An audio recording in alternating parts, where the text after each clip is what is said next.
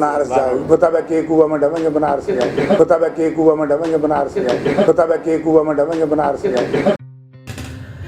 के नवनिर्वाचित कांग्रेसी सांसद जयप्रकाश जेपी अपनी जीत के बाद पहली बार हिसार पहुंचे। पीडब्ल्यूडी रेस्ट हाउस में 3 दिन तक वो कार्यकर्ताओं से मिलेंगे।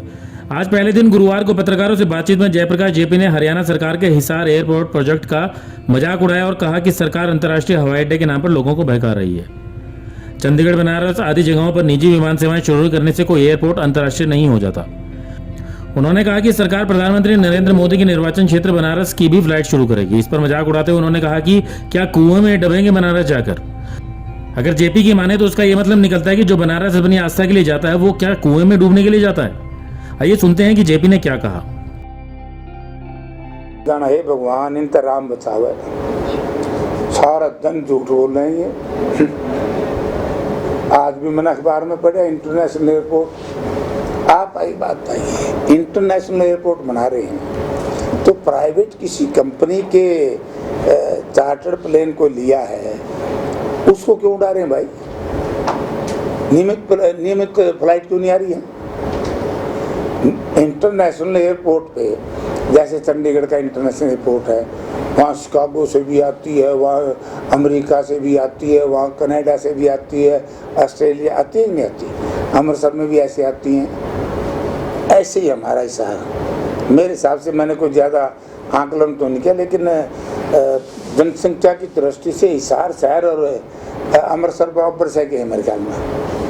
हमारा शहर भी बहुत बड़ा हो चुका है, तो फ्लाइट कौन सी आवेंगी? वहाँ तो निगाह है, एक तो चंडीगढ़ जाएगी इंटरनेशनल फ्लाइट है, एक जाओगी मेरे ख्याल वो शायद भेजेंगे जहाँ प्रधानमंत्री चुनाव लड़ा, किस जगह है? बनारस जाओगी, बताबे के कुआ में ढमेंगे बनारस जाए।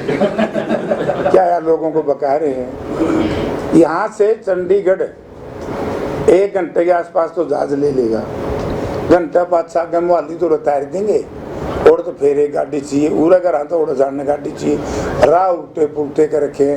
3 घंटे में तो हमने जब हुड्डा साहब चीफ मिनिस्टर थे ऐसा एक्सप्रेस हाईवे बना दिया कांग्रेस ने कि 3 घंटे में तो आप अपनी गाड़ी में पहुंच जाओगे चंडीगढ़। ये ड्रामे हैं। मुझे शंका है इस सरकार की जो नीति और नीयत मैंने देखी है, कहीं ये 3000 एकड़ जमीन सारी डेवलप करके किसी एक औद्योगिक घराने को तो ना दे दें, ऐसी मेरी सोच है। और मैं आज आपको बता रहा हूँ ऐसा हो भी सकता है। देखिए ये तो वो क्या कह रही है मुझे तो नहीं पता इस मामले में, ना तो मैंने सुना है ना मैंने पढ़ा है, लेकिन मैं ये कह सकता हूँ कि इनसे बड़ी टिकटों का बंटवारा हो नहीं सकता, क्योंकि ये पार्टी हाईकमान ने सर्वे करा करके टिकट दी। अगर सर्वे करा करके टिकट ना होती तो कम से कम मैं बाकी किसी का ठेकेदार नहीं, मुझे टिकट नहीं मिलती।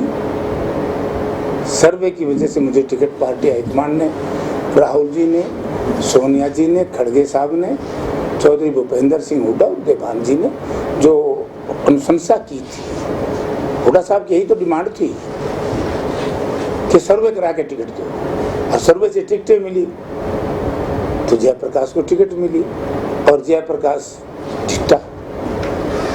इसी तरीके से रोहतक की जो सीट थी वो चौधरी भूपेंद्र सिंह हुड्डा की सीट थी, उन्होंने अपनी सीट को छोड़ करके एक ब्रह्मचारी जगत, सन्यासी जगत के व्यक्ति को वहाँ से चुनाव जितवाया है। जैसे रोहतक में गलत गया सोनीपत, जैसे आपको याद होगा इंदुराज बहादुर को जिताया था, नया मिसाल ने काम की कि भाई भूपेंद्र सिंह हुड्डा एक स्टालवर्ड है, हरियाणा के नेता, बहुत बड़े नेता, जिसको चाहे वो जितवा सकते, वो सिद्ध कर दिया।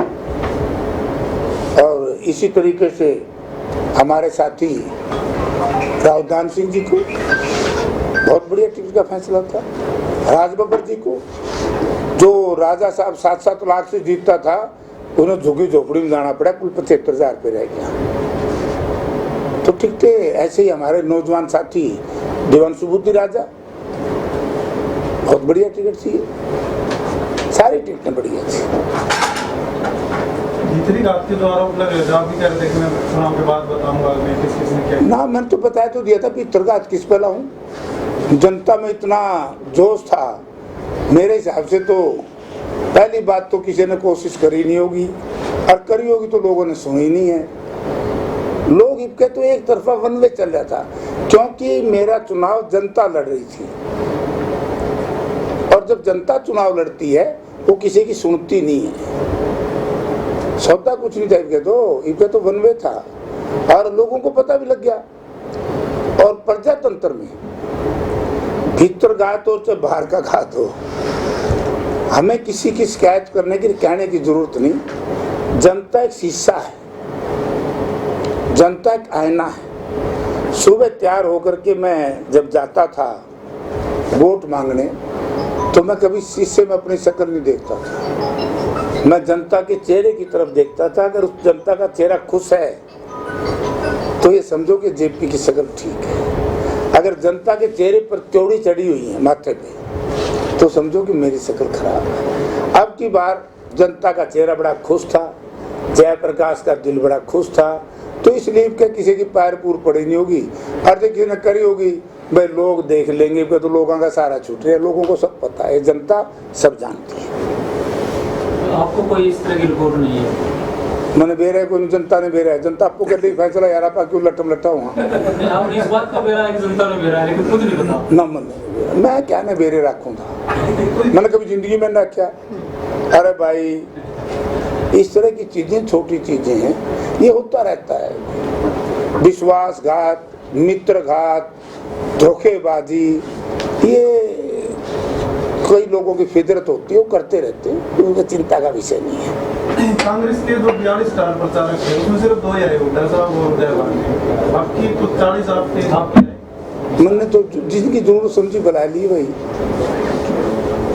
क्या जिनकी जरूरत थी वो बुला लिए। और वैसे भी सिस्टम ये है, जो हमारा दिल्ली हाईकमांड के स्टार प्रचारक हैं, उनका फैसला तो करती है हमारी कैंपेन कमेटी, जो प्रदेश की प्रचार समिति है, वो करती है कौन नेता किस असेंबली में जाएगा। और जहाँ तक होता है स्टेट लेवल के लीडरशिप की बात, वो हमारी कैंडिडेट की है, किसी ने बुलाना किसी ने नहीं बुलाना। तो 2 ठीक समझे मैंने, 2 के पल्ले वोट थी उदयभान जी के, क्योंकि आप एक बात सोचिए, इस पे विचार करना है। और किया आदमपुर के चुनाव के बाद, जब मैं आदमपुर में ये कहता था कि स्वर्गीय चौधरी चांदराम जी के बाद अगर दलित समाज की का नेतृत्व दलित समाज में स्वीकार्य हुआ है तो उदयभान जी का हुआ है, और उसका रिजल्ट भी आया। कई लोगों को थोड़ी सी महसूस भी हुआ कि विजय प्रकाश जी क्या कह रहे हैं। रिजल्ट क्या आया कि हम ऐलनाबाद बाई इलेक्शन में बुरी तरीके से हारे, और शायद 2-3 महीने के बाद आदमपुर था, तो हर दलित बूथ के ऊपर हम जीते बूथ में। तो उदयभान जी ने मेहनत की। तो इसी तरीके से आज हरियाणा में चौधरी भूपेंद्र सिंह हुड्डा के चेहरे को वोट दिया। तो इसलिए 2 की जरूरत थी। जो हाईकमांड हमारी है उसका फैसला हमारी कैंपेन कमेटी ने करना था। प्रदेश के जो स्टार प्रचारक थे उन्हें 2 की आवश्यकता थी, मैंने बुला लिया।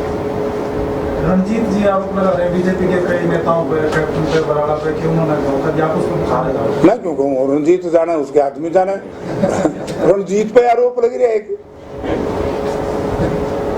मैंने तो पढ़ा था भाई, सच्चा झूठा तो वो फैसला कर देंगे। तंवर साहब कह रहे हैं कि रणजीत ने कांग्रेस की मदद करी है। रणजीत सच तो पुराना कांग्रेसी, और सारे कांग्रेसियों से संबंध भी हैं, अब उसके बीजेपी वाले से भी संबंध हो रहे हैं, तो रणजीत बतावेगा। अब सांसद के तौर पर 18 तारीख से जब लोकसभा शुरू हो रही है, 24 से आपकी क्या प्राथमिकता हिसाब को लेकर आप क्या इशू है? देखिए, हमारा एक प्राथमिकता है अग्निवीर। अग्निवीर के बारे में हम पार्लियामेंट में उठाएंगे। सेकंड है एसएससी के एग्जाम नहीं हो रहे बहुत दिन से। भारत के प्रधानमंत्री ने जनता के सामने वायदा किया था, जिसका खामियाजा भुगतना पड़ रहा है प्रधानमंत्री जी को, और असेंबली में और भुगतना पड़ेगा, कि मैं हर साल 2 करोड़ बच्चों को रोजगार दूंगा। एग्जाम भी बंद कर दिए, रेलवे की भर्ती बंद कर दी।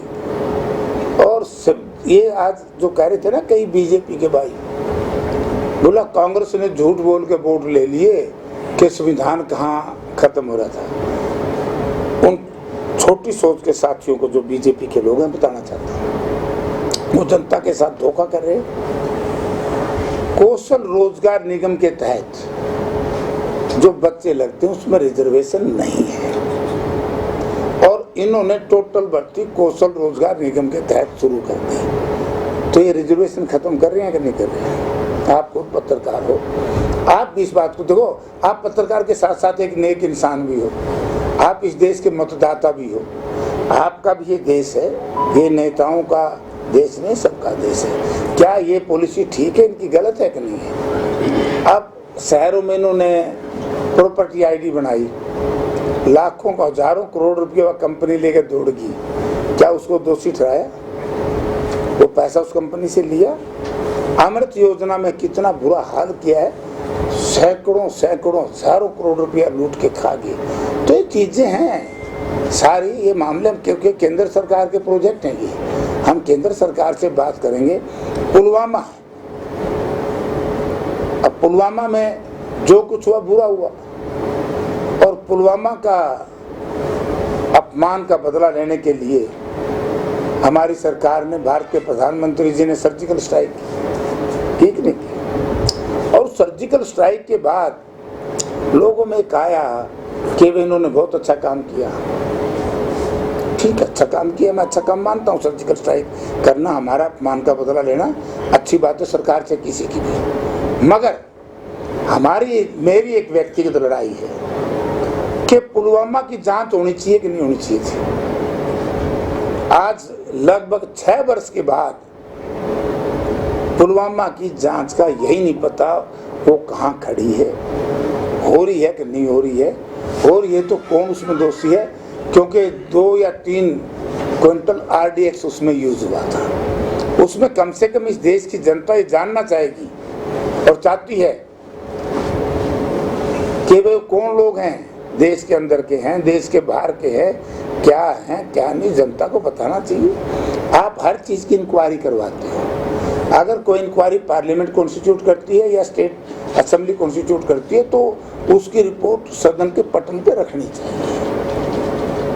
ये इंटरनेशनल मैटर था, अंतर्राष्ट्रीय मैटर था, तो ये मैं उठाऊंगा।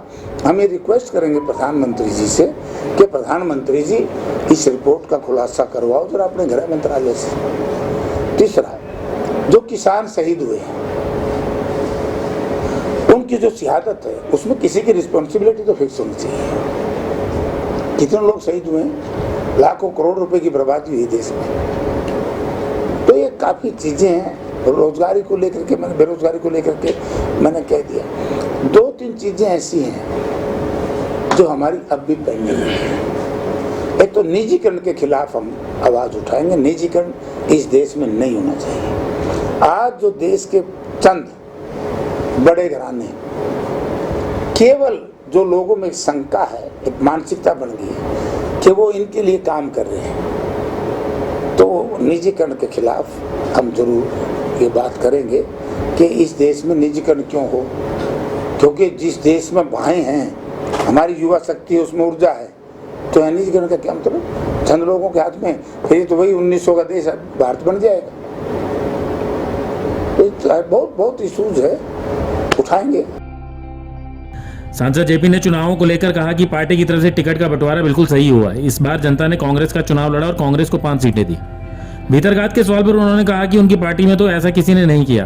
भाजपा प्रत्याशी रंजीत चौटाला को लेकर उन्होंने कहा कि सिरसा प्रत्याशी अशोक तंवर रंजीत पर भीतरघात करने का आरोप लगा रहे हैं। जेपी ने संसद में अग्निवीर योजना में सरकारी भर्तियों के अलावा पुलवामा अटैक की जांच के मुद्दे प्राथमिकता के तौर पर उठाने की बात कही। ब्यूरो रिपोर्ट, नई ताजा न्यूज, हिसार।